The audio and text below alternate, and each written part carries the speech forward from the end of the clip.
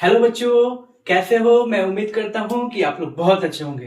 तो आज हम करेंगे एक रिवोल्ट। अरे अरे, रिवोल्ट नहीं, आज हम रिवोल्ट के बारे में पढ़ेंगे। ठीक है।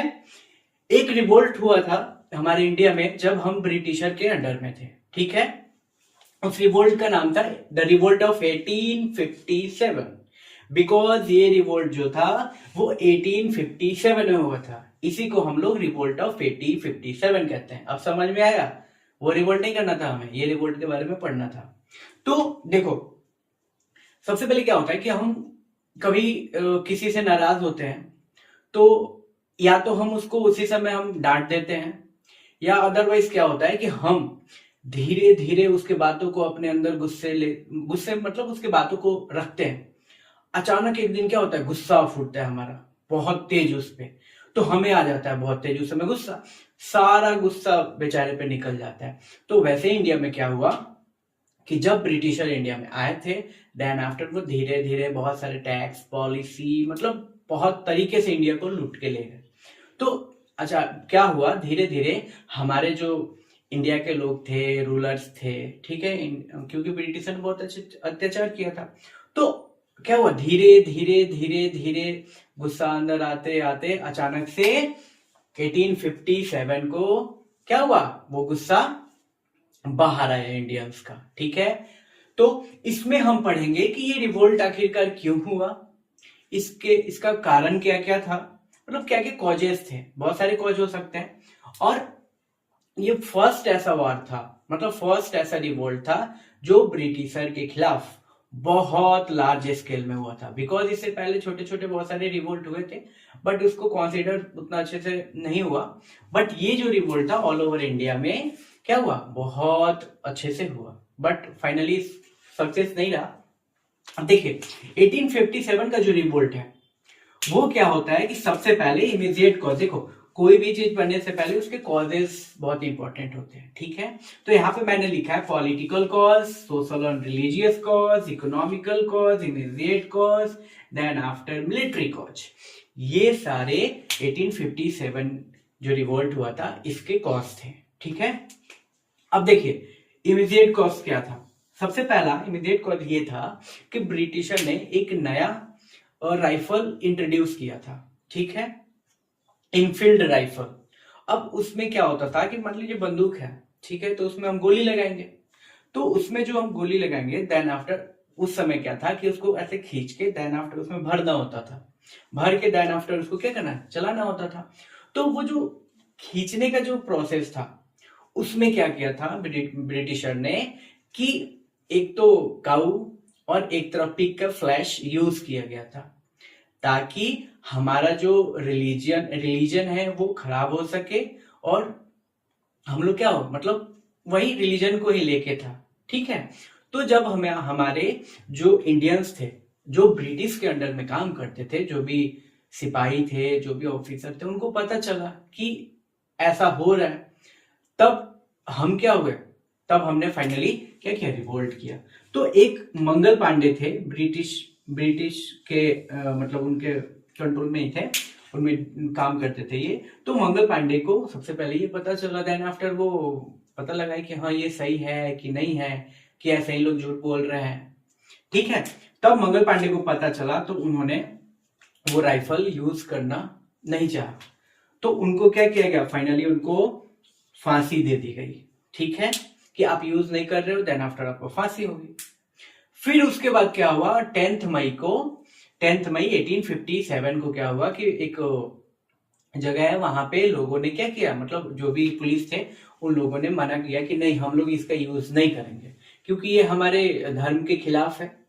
और अगर हम यूज करते हैं तो हमारा जो धर्म है वो मतलब खत्म हो जाएगा, ऐसा उनका मानना था। और जो भी है, तो क्या हुआ कि 10 मई को, कितने को, 10 मई को, 10th मई ऑफ 1857 को 85 लोगों को जेल में मतलब उनको सजा दे दी गई, उम्र कैद दे दी गई कि आपको क्या होगा, उम्र कैद होगा। ठीक है।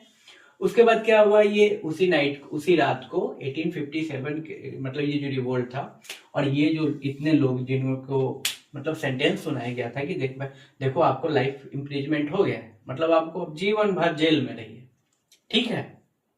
इन लोगों ने क्या किया, रात को जेल को तोड़ दिया, बहुत सारे आर्म्स, बहुत सारी चीज इकट्ठा किए एंड देन आफ्टर दिल्ली चले गए। मतलब मेरठ में ये हुआ था, मेरठ से फिर वो दिल्ली चले गए, ठीक है। अब देखिए, सबसे पहले अब इन सब से पढ़ने के पहले हमें पता होना चाहिए कि आखिरकार पॉलिटिकल कॉज क्या होता है।